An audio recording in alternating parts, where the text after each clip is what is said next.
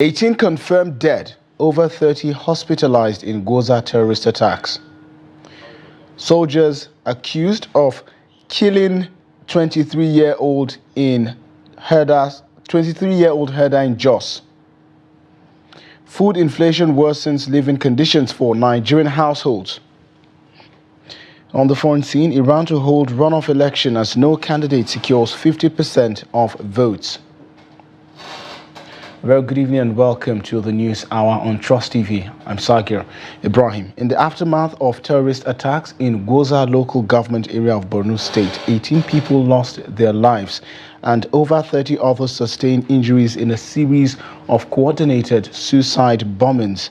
The devastating explosions occurred simultaneously at 4 different locations, including a wedding ceremony in the Goza community on Saturday afternoon. Emergency responders swiftly transported the injured to the state specialist hospital in Maiduguri for urgent medical attention. The attacks have left the community reeling from the profound loss and the traumatic aftermath.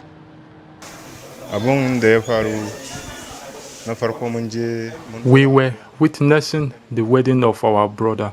Then the blast happened. This happened after we attended the first blast funeral.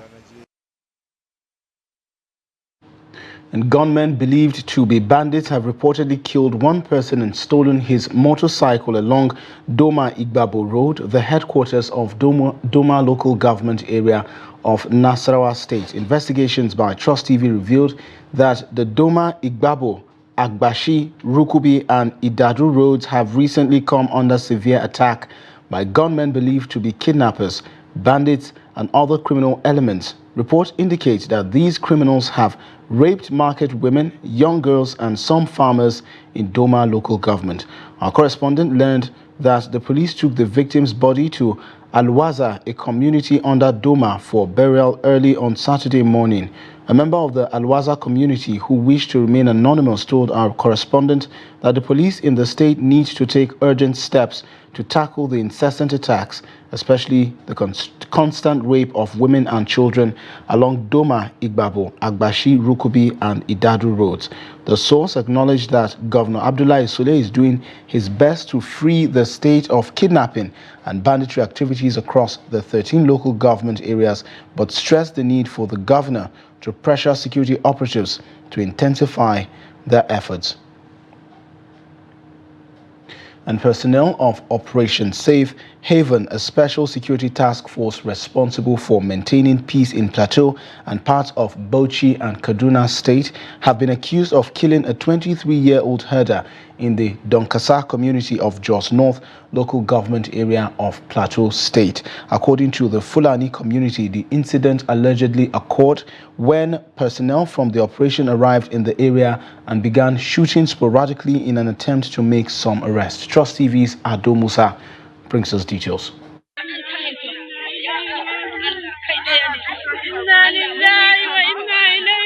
The Fulani community in the area said it was sudden to wake up to the news of the killing of Abubakar.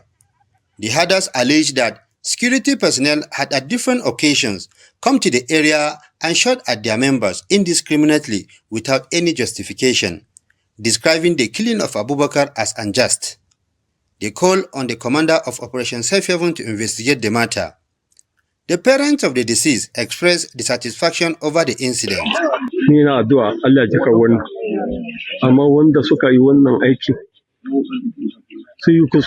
I was at home when I was told that soldiers came to the community, arrested 3 persons and shot my son to death. This is not proper because Abubakar, being an innocent person, doesn't deserve this. We don't know our offense. Those who have committed this dastardly act have made a very big mistake. If someone has committed a crime, the person should be investigated before any action is taken against them. This murder is a crime against humanity. They should have killed me and left my son. It is quite unfortunate because my son was innocent. He doesn't deserve this because he committed no offense. They just invaded our houses, arrested people and killed Abubakar.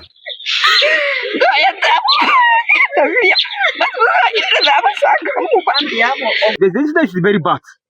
It's very, very bad. It's very, very annoying. Because army, they're supposed to be cure people life and what and property, but they are continue to kill people. Why? If they are like to arrest person, let us use their intelligence to come and arrest person. Why they can't arrest person to come and open fire to kill person? Why?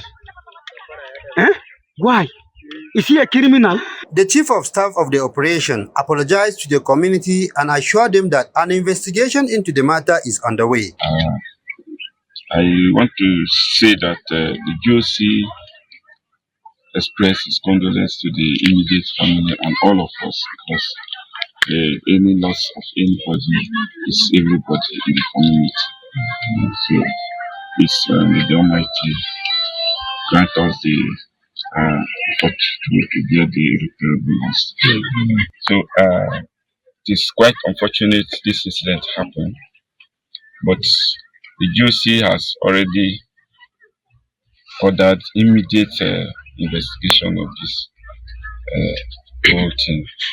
And I want to assure all of you is that whatever happened, the person or whoever is involved in anything will be punished appropriately. Meanwhile, the Fulani community in the area has been called upon to remain calm, as the leadership of Operation Safe Haven has assured that it will do everything possible to bring the perpetrators to justice. Ado Musa, Trust TV News, Jos. An unfortunate situation there indeed. Meanwhile, 2 female suicide bombers have been apprehended in Borno State following explosions involving improvised explosive device in Goza, which tragically resulted in the death of at least 18 people. A local government official confirmed to Channels Television that a group of 30 female suicide bombers had been dispatched to Goza to carry out attacks at various locations. According to the official, only 4 of the suicide bombers have detonated their devices thus far. One of the bombers, approaching a military checkpoint from the Pulka axis, reportedly panicked during interrogation and triggered her IED, resulting in her own death, as well as that of a soldier and a civilian member of the Joint Task Force. Reports indicate that the female bombers entered Goza from different directions, including Pulka and the Mandara Mountains. Security forces remain vigilant in response to the ongoing threat posed by such incidents in the region. And the Akwa Ibom State Police Command has rescued a kidnapped victim following a shootout that left 2 of the suspects dead. The public relations officer, ASP Timfon John, revealed in a press release on Sunday in Uyo that the victim was abandoned at Afaha in Insitibom local government area, where he was subsequently rescued and taken to the police clinic for medical attention. ASP John disclosed that during the gun battle to rescue the victim, 2 kidnappers were fatally injured and later confirmed dead at the hospital, while others managed to escape with the victim. 1 tricycle, 1 Mitsubishi Hilux vehicle, mobile phones, expended cartridges and other items suspected to be charms were recovered, the PRO stated. The Commissioner of Police, Akwa Ibom State Police Command, Wahid Ayilara, is committed to making Akwa Ibom uncomfortable for criminals, she said. He also urged residents to report any suspicious activities or movements to the police and other security agencies. Farmers in Taraba State have begun harvesting yam, but a single tuber is being sold for as much as 5,000 naira in local markets. According to findings, farmers in Yoro and Zing local government areas have started to harvest, yet the high prices are putting yams out of reach for many residents. In Jalingo, the newly harvested yams are available at the main market and various locations, including the PDP roundabout. Daily Trust gathered that a large tuber costs between 4,000 naira and 5,000 naira, price point that deters many residents from purchasing the new produce. Lawal Sule, yam seller and farmer, explained that this year's heat wave has significantly impacted yam farms, delaying the harvest. He noted that the poor yield is due to the heat wave destroying many farms and preventing yam seeds from germinating. Additionally, farmers who lost their crops could not replant due to the high cost of yam seeds. Sule further stated that the late arrival of rain has also delayed the growth of yam plants, resulting in a reduced yield. Last year, the yam harvest began in the first week of June and saw a bumper crop. However, this year's harvest started at the end of June, indicating a potential scarcity of yams coupled with high transportation costs, which will likely keep prices elevated. And the current economic crisis, coupled with adverse climatic conditions, has significantly affected the prices of perishable items, particularly tomatoes. The rising costs of these essential ingredients have made daily meal preparation increasingly difficult for many households. In this report, Trust TV's Adamu Imam speaks to agricultural experts and consumers about the impact of the current scarcity of tomatoes and other perishable products across the country. Here's his report. The persistent surge in the prices of perishable goods continue unabated, leaving many households struggling with exorbitant costs. Tomato farmers are particularly affected, lamenting the impact of insecurity which has forced many to abandon their farmlands. In addition to security concerns, climate change and pest invasions have further exacerbated the situation, particularly affecting tomato cultivation. The combination of these factors has led to a significant reduction in food crop production, driving prices higher and creating ripple effect on households across the country. Those seedlings will be purchased maybe in paddock. Then when you get it in paddock, then you go and transplant it, not knowing whether it's a good seeds or not good seeds. So therefore, the seeds should be procured. A good seed should be procured. We have been battling with this crop pest invasion for a long time. The agric scientists could not find the real disease at the Agricultural Institute. We observed it kills the tomato right from the leaves, just like human poliovirus. It moves within the farmland, coupled with the harsh weather in some part of our areas. If the agric researchers can put more effort, I think we'll solve the problem. Though some traders remain optimistic, stating that the tomato crisis in the Nigerian market will soon subside and become a thing of the past. They anticipated that the situation will improve, bringing relief to both farmers and consumers. I believe this problem of tomato scarcity will soon come to an end. Tomato crops will soon start coming to the markets, especially when the rainfall subsides. But honestly, we don't have it here in Bauchi. We used to buy from neighboring states like Plateau, part of Kaduna down to Katsina and Benue. The truth of the matter is what is happening.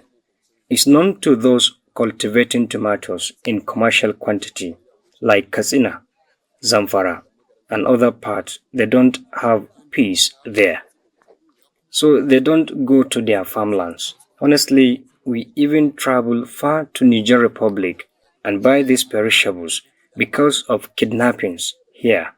Consumers have also shared their experiences, noting how households continue to struggle to absorb the impact of rising prices, often purchase only the little they can afford to domestic use. We are not finding it easy, honestly speaking, because a lot of households now, for them to get access to something like this, the one that we acquired now, is a very difficult issue. So my prayer is that I think that there's need for our government to really look into this situation. What we are buying for 500, 1,000, and we will use it as household people. As you can see, we are family people. We will use it for at least 1 week, 2 weeks. People that have fridge will store it in our fridge and we use before, because we are all salary earners. So we do store on our fridge. Earlier reports indicate that a significant number of households in Nigeria are unable to cope with the situation. Many have resorted to mixing ordinary vegetable oil with white rice as a staple food instead of using traditional soups. Adam Imam, Trust TV News, Bauchi. Residents of Osun State are lamenting the high cost of food and cooking ingredients, especially pepper. In Osogbo, the Osun State capital, the residents attributed the rising cost to the economic downturn in the country, which forced vendors to increase prices. Trust TV's Hamid Oyegbade reports. Across the length and breadth of the state, housewives and their husbands are lamenting that food items and soup ingredients, especially pepper, are gradually becoming out of reach of the common man. Everybody knows that the cost of the Nigeria is very high. So everything is very cost. Both pepper and anything like food is very cost. So if they know how they can amend it and bring, because based on the poor masses is very too much. But to me, I don't think it's basically about the first subsidy and all that people claim about. Me, I believe the government needs to take drastic measures in ensuring that people go back to farm. They don't just rely on the government to do everything. Housewives are lamenting when they come to market. Men too are lamenting. It was worst during the last Eid al-Kabir celebration. Pepper of 50,000 naira was not enough to cook. Many didn't bother to cook the rams. They shared it raw. Government should do something about this hardship in the country. Rice and beans are also very costly. Government should help us. The suffering is too much. The residents called on federal and state governments to address the economic hardship so as to alleviate people's suffering. Hamid Oyegbade, Trust TV News, Osogbo. And away from the cost of living in Nigeria now, operatives from the Drainage Maintenance Department of the Lagos State Ministry of Environment and Water Resources are actively engaged in the ongoing evacuation of silts and removal of structures that contravene regulations to mitigate flooding in the Alpha Beach Road area. Commissioner Tokumbo Wahab of the Ministry of Environment and Water Resources shared this update via his social media handle.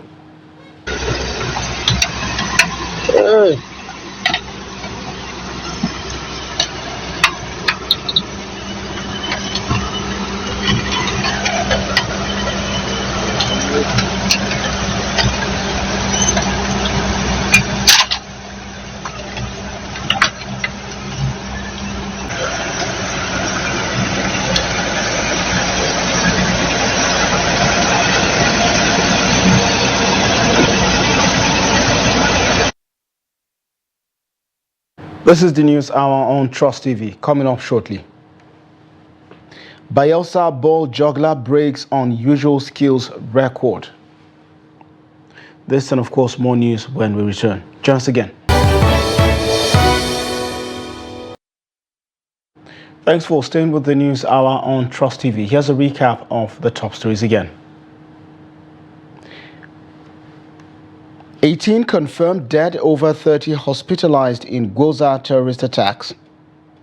Soldiers accused of killing 23-year-old herder in Jos. And moving on to more stories now, media stakeholders in Benue State have again emphasized the need for the federal government to regulate the social media to ensure proper information management in the country. They were speaking on the sidelines of the negative impact of the likely misuse of social media on the security of the country as well as its unity. Trust TV's Jimmy Adzande brings more. According to the media stakeholders, in spite of obvious challenges, the legacy media has continued to maintain some appreciable level of consistency and professional ethics. Media industry is characterized with different obstacles, hurdles here and there. In the course of doing this job, of course, you know that you are stepping on the toes of some people that insist that certain things must be the way they choose to look at them. The media in Nigeria, they have done very well, given the circumstances that are surrounding them. I believe that we need much more to do this. And the government needs to remove her hands on issues that can help the general public. The rise of social media and its influence in the country, as well as citizen television services, experts see, are developments that need close monitoring by the government. The space is unregulated, and because it is not regulated, you know, everybody is an author, and then every kind of information is flying over there. And so it's difficult to regulate. It's difficult because can we say there are channels that are teaching cultural values? There are sites on social media that are dedicated to teaching cultural values. That's one point. Will young people be ready to patronize such sites? That is another point. Information, especially information that borders on the integrity of the country, the national unity, or that are likely to create tension, should be regulated. When it's put on the social media, or the practitioner should be guided properly and educated on certain informations they need to put out there or not to put out there.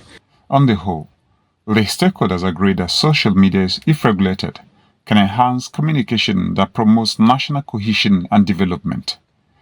Jimmy Azandi, Trust TV News, Makurdi. And due to Nigeria's growing unemployment numbers, especially among the youth demography, millions of Nigerian youths are now turning to artisanal skills for job opportunities. Graduates with promising certificates are now making ends meet with usually traditional jobs, as captured in this report by Hassan Kuli. Take a look. This is where Abdurrashid makes a living from. Abdul, an LCE holder who chose welding skills over his certificate, says he is not about holding any public office. Anytime I interact with public servants, they are always surprised by my appearance and lifestyle because they are taking us for granted. I make 3 to 10,000 naira daily, which is almost 100 to 300,000 naira monthly. So with this, I cannot even accept any government job. In fact, I am contented with my earnings.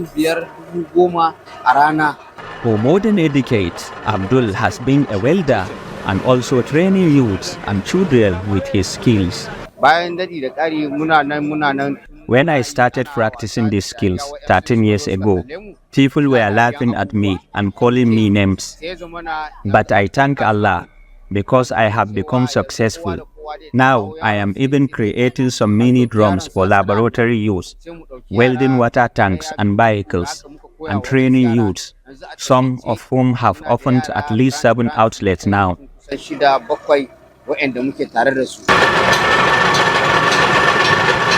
Abdul is now focused on reshaping the ideology of younger ones, advocating combining formal education with skill acquisitions, noting that graduates should be employers and not employees. From Gombe, Hassan Koli reporting for Trust TV. Interesting report there. Meanwhile, medical practitioners in Lagos State have linked the current outbreak of cholera to poor environmental conditions. According to the Nigerian Center for Disease Control and Prevention, the outbreak has hit 32 states with over 1,500 cases and 51 deaths recorded. Now, Victoria Tokolo spoke with medical professionals and residents in Lagos on the current outbreak. Take a look. The root cause of the cholera outbreak in Lagos State has been connected to environmental pollution and food safety issues. According to available data, there are 876 cases of cholera in Nigeria's economic capital. The Lagos University Teaching Hospital has treated 5 cases with 4 patients discharged and 1 fatality. As a referral facility, LUTH handles critical cholera patients such as those with kidney failure. Speaking with medical practitioners at LUTH in Idi-Araba, Dr. Ayodeji Oluwole, the chairman of the Medical Advisory Committee, and Dr. Adefolarin Opawoye, the head of the Consultant Infection Diseases Department, stated the hospital's measures in curbing the spread of cholera among the staff. In Louth, we have a good sewage system. In fact, the federal government refurbished our sewage 2 years ago. We had to bury new pipes. So there is no contamination between our sewage disposal and our source of water. Because that's one of the greatest or easiest way to have contamination that can spread within a community. By bacteria called Vibrio cholerae, gram-negative bacilli, and it's basically transmitted by eating contaminated food or water. where there's an environment where people don't have the good drinking water, or there's contamination of water with feces or sewage, and then there could be cases of cholera that way, and that's what we are seeing now. And there's a lot of work going on to actually try to reverse the trend and to stop this particular outbreak. Visiting two markets in the Mushin area of Lagos State, it's evident that criticism of the government is discouraged. The conditions of the toilet and waste disposal areas are in a terrible state. The Iyaloja of Mushin Main Market, Kafayat Ajose, and Shabola Akogun of Idiolowo Ojuwe Market spoke about their efforts to keep the markets clean and free from cholera. However, they refused to allow any filming of their toilets and waste disposal areas, saying it could lead to the shutdown of their operations due to violations. Every cause is environmental, every cause. Our big waste product is on the road. Then the motor, every day, the motor will come and pick the waste product on this market. There is no cholera here. There's no any market like this market. What you are doing up and down, the monitoring there. They know that they cannot do whatever you like. Give them instruction. Respondents in the state also complained about the dirtiness of the environment, stating that Lagos is not as clean as it claims to be. They pointed out waste management vehicles that has been lying with garbage on the street for more than 3 weeks, causing an unpleasant odor and inconvenience to residents. The very present day that it happened, they came with a mechanic. They were trying to do it, maybe, I don't know, the following day also they came, even the third day, but after then, I can't see them again.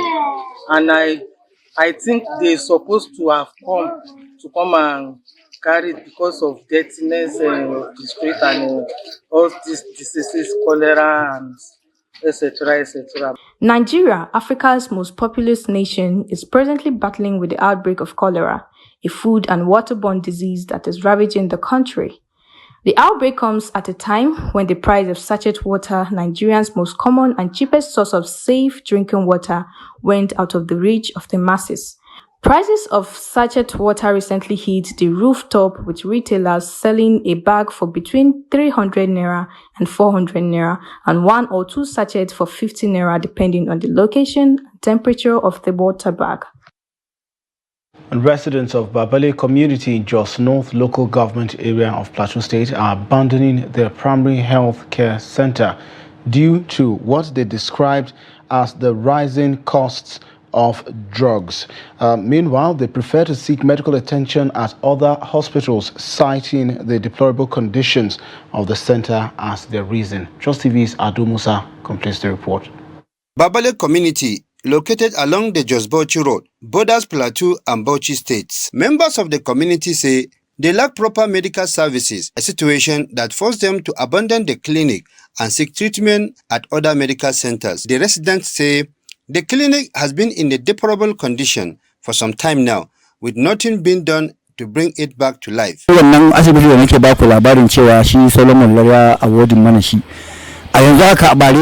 This clinic that was built during Solomon last time is now in a deplorable condition. The roof has been destroyed by a rainstorm and nothing has been done about it by the relevant authorities.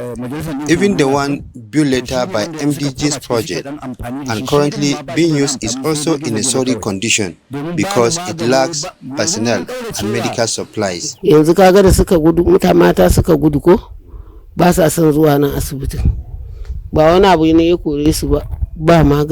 see this clinic, pregnant women are abandoning it because there are no medical supplies to give to the patients, and there are no qualified personnel.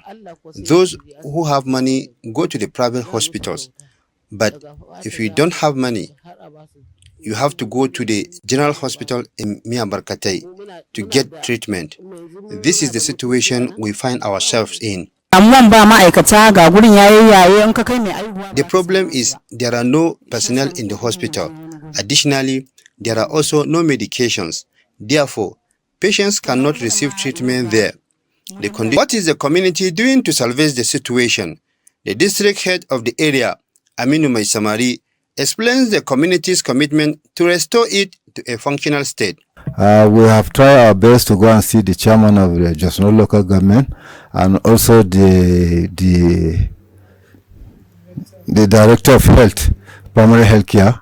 We have also been to her or to him for so many times. We have even written letters to them for the renovation of the hospital and the equipment and the assurance of the equipment to be there so that people will, my community will be healthy. Members of the community are, however, calling on the state government to provide necessary assistance to bring the clinic back to life.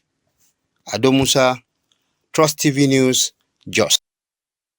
And the Jigawa state government has announced its plans to provide free medical treatment, including dialysis, to kidney patients at 5 health facilities across the state. State Commissioner for Health, Dr. Abdullahi Kainua, disclosed this during a briefing on the resolutions of the State Executive Council meeting. He revealed that the government has approved contracts for establishing dialysis centers at Duse and Ringim General Hospitals. The installation of dialysis machines and other equipment is already at an advanced stage in Hadejia, Kazore and Gumel General Hospitals. Dr. Kainua emphasized that this new initiative is part of Governor Malam Umar Namadi's 12-point agenda, which aims to ensure access to healthcare services for all residents of the state, regardless of their social and economic status. The Calabash, renowned for its fruit and bottle gourd, has historically served diverse roles in African cultures, functioning as utensils, containers, and even musical instruments. However, in contemporary times, traditional practices face a threat as more people opt for modern alternatives like rubber and silverwares. Traders of calabashes express concern that this shift not only endangers cultural traditions, but also undermines efforts to pass down essential skills and knowledge to future generations. Trust TV's Hassan Koli visited Gombe's main market's Calabash segment and filed this report. The Calabash, also known as bottle gourd, white-flowered gourd, or bat-house gourd, holds significant cultural and practical value as a symbol of livelihood for many communities. This vine is cultivated primarily for its fruit, which serves dual purposes depending on its maturity. When harvested young, it is consumed as a vegetable, while mature fruit are dried and utilized as utensils, containers, or musical instruments. Despite its versatility and cultural importance, the prevalence of modern containers is gradually displacing the traditional use of calabashes, particularly in urban areas.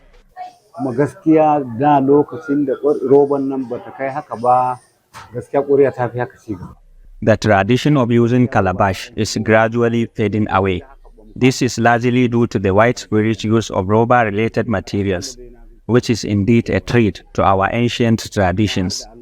For more than 30 years now, I have been crafting and selling calabash here in Gombe and in many nearby periodic markets, and it is obvious that its trading and usage rates are significantly low and alarming, and it is not good for us and future generations.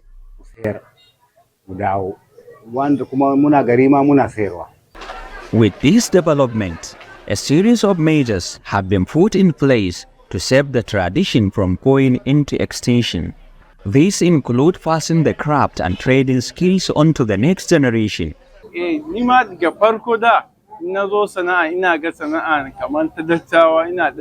For the first time, it was difficult for me because many people label this as skill that will only be practiced by old and traditional people, not people within my age range. But gradually, I got used to it. And for now, it is helping me take responsibility for myself and my university studies.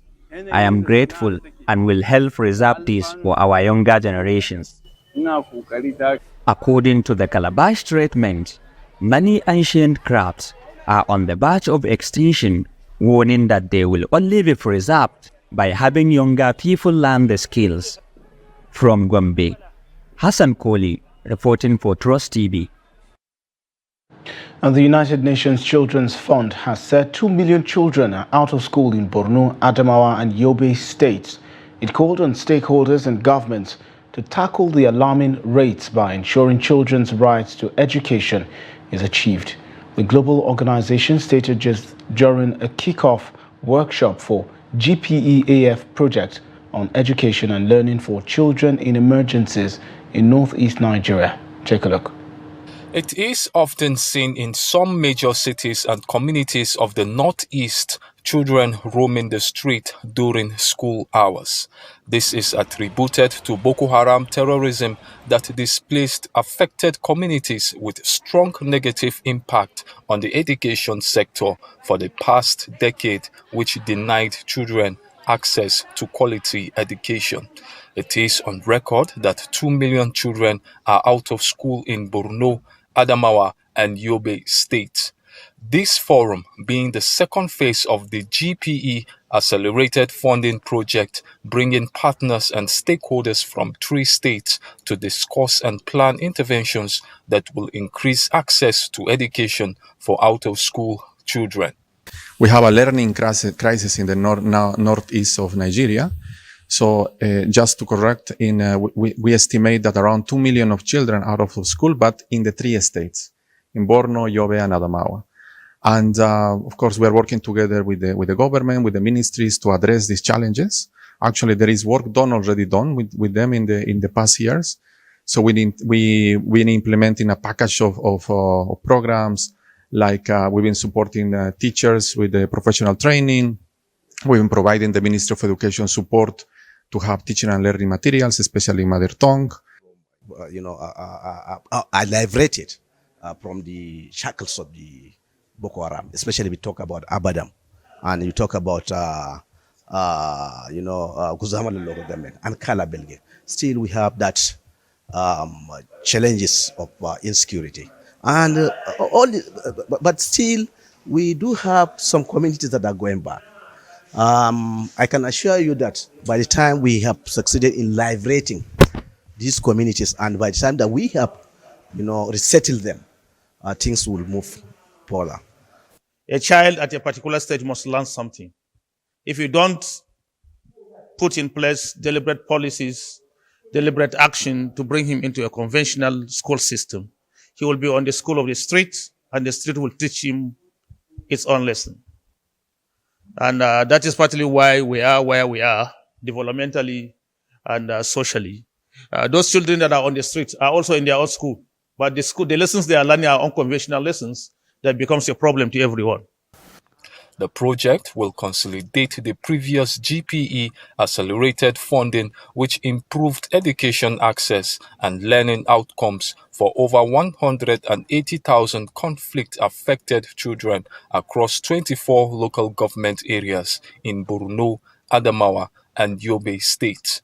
The 2 days workshop is expected to map out a workable document that will reduce out-of-school children before the numbers get out of hand.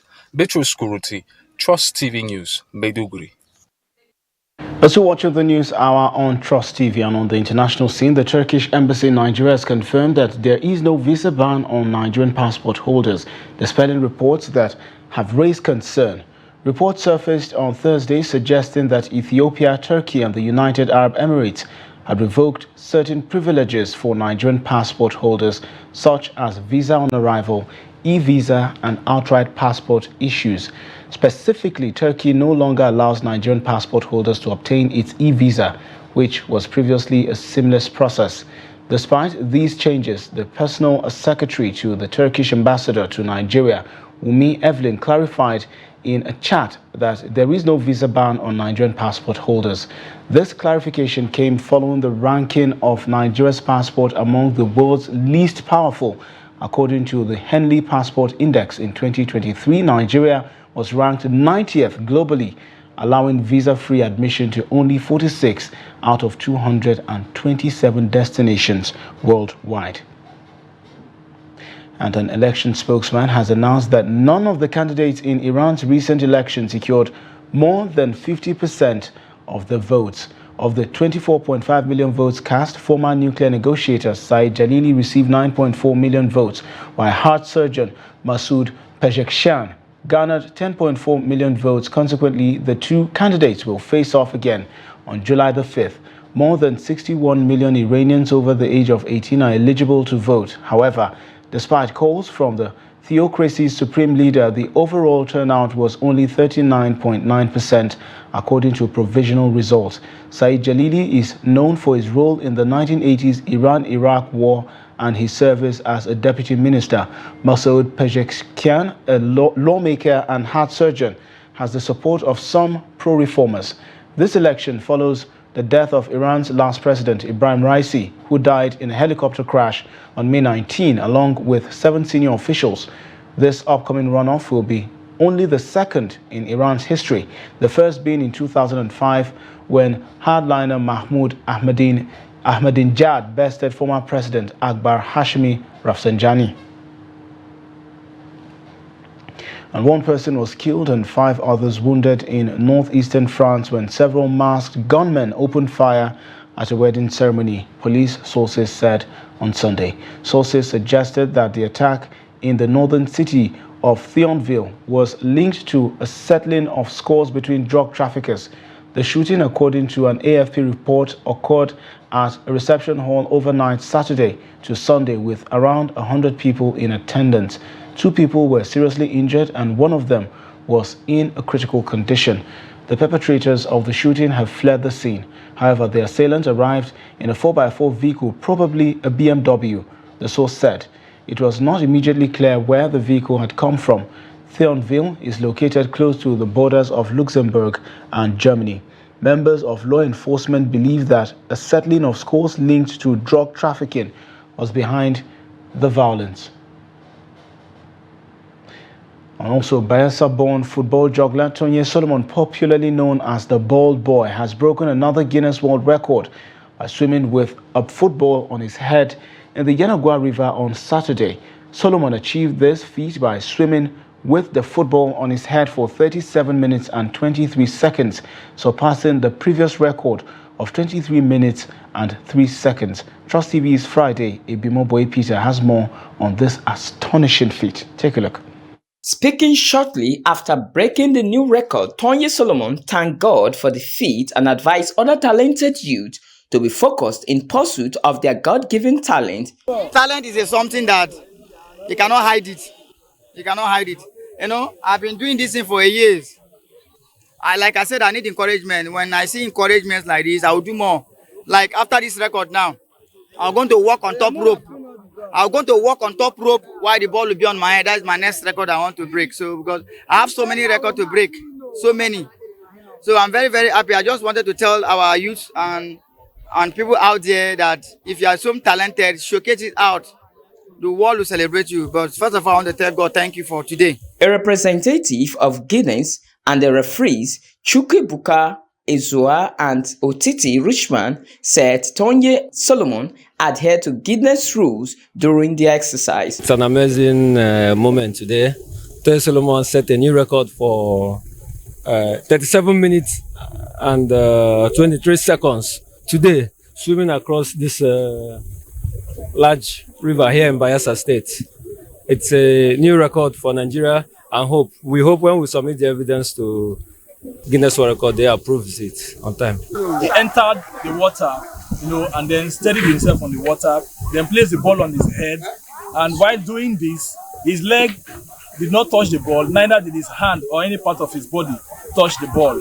So he did that for a record of 37 minutes and 23 seconds. The Bayelsa State Commissioner for Youth, Alfred Kemepade, and his education counterpart, James Wolimela, charged the ball boy to sustain the tempo. Bayelsa youths are record-breaking youths. Just want to encourage him to continue in this feat and take advantage of this moment to say we should continue in these very laudable ventures and to re-emphasize that we are not anything close to all those destructive tendencies that people will want to describe us with.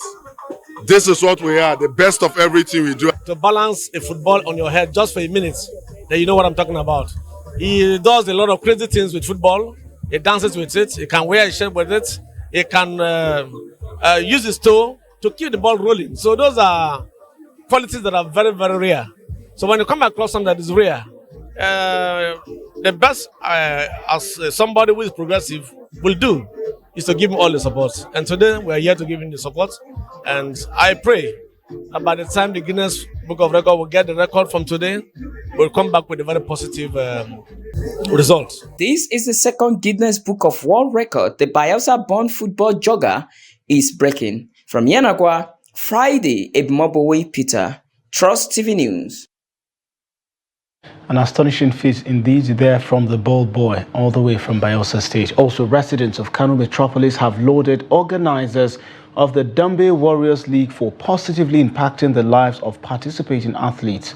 Speaking shortly after the Circuit Fight 13 that took place at the Ado Bayero Square in Kano State, spectators said the league is providing them with opportunities for financial stability. Trust TV's Abdulaziz Ibrahim reports that beyond the thrilling fight, there were major upsets and changes on the fighter rankings. The report.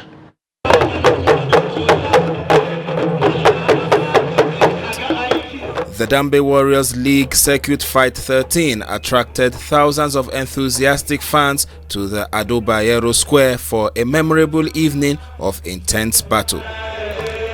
Dambe Warriors League is significantly transforming the lives of these athletes, offering them opportunities for financial security and personal development. We are developing the fighters because that is change, positive change in society. We know the vices that plague such a system. And so Dambe Warriors have been putting initiatives in place to empower these fighters and make sure they are positive, they bring about positive impacts to the communities around them, and it trickles down into the society. Taking a look at some of the results, the biggest shock came as Season 1 champion and Season 2 runner-up Zayanu was dominated by newly top-ranked fighter Chindo, ending in a lopsided 88-84 bout. Ramadan reclaimed his position at the top of the middleweights by crushing the Nigeria with an overwhelming score of 89-81.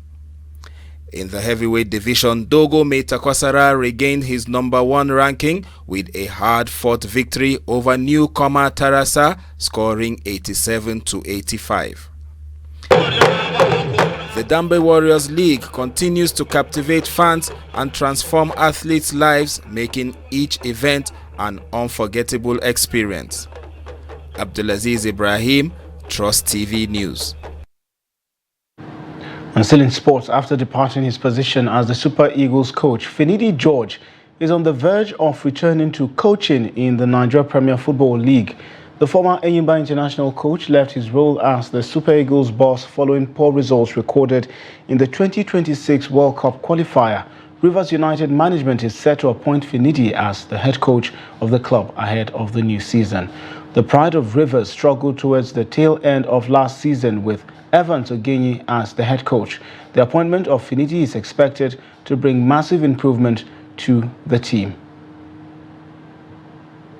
And in basketball, LeBron James has decided to opt out of the final year of his Los Angeles Lakers contract in order to secure a new deal with the NBA club. Multiple reports said Saturday. James, a four-time NBA champion, dumps a deal that would have paid him $51.4 million next season, ESPN and The Athletic reported, and becomes a free agent but looks to return on a potential maximum 3-year deal worth $162 million. Bronny James, the 19-year-old son of LeBron, was drafted 55th of 58 picks in the NBA draft on Friday by the Lakers and is set to become part of the NBA's first father-son duo alongside his 39-year-old dad. And Susan Mtakai is a member of the Kenya Coast Guard Service and head of search and rescue and diving operation. A deep-seated passion for the ocean has led her to a remarkable career in maritime, certified in various diving and life-saving skills. Mtakai is determined to showcase the maritime sector as a welcoming field for women, breaking traditional barriers through her work and community engagement.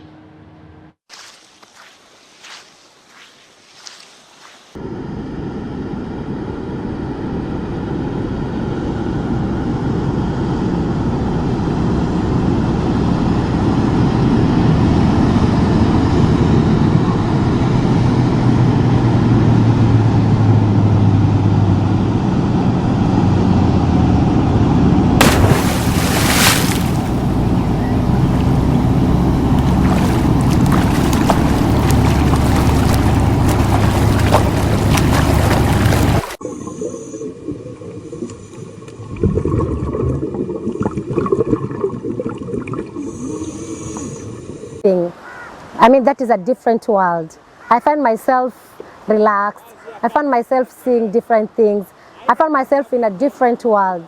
So I can say, with that experience, I really enjoy diving.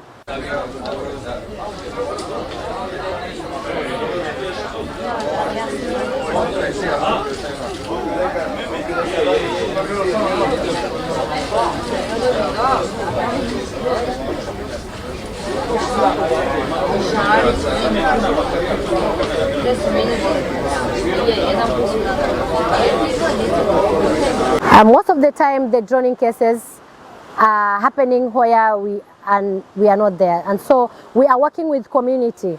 How are we working with the community? We are working with community in these ways. We go to the beach management units, whereby we train fishermen on ways of saving themselves, life-saving skills, checking on weather before going to the sea, and then the importance of them being safe whenever they are in the waters. When I joined the service, I can say there were very few women who would love to go to the ocean and do the job. But for the last 4 years, I have seen women coming up and stepping in very nicely. I have seen women taking daring jobs like diving, daring jobs like saving lives at sea, daring jobs like going out to train fishermen on safety issues and best methods of doing their jobs. I have seen women take leadership and very inspirational. They have moved departments and sections from one level to another. And honestly speaking, I'm proud of them. I have seen 3, 4, 5 women. They have stepped in and they have done a good job.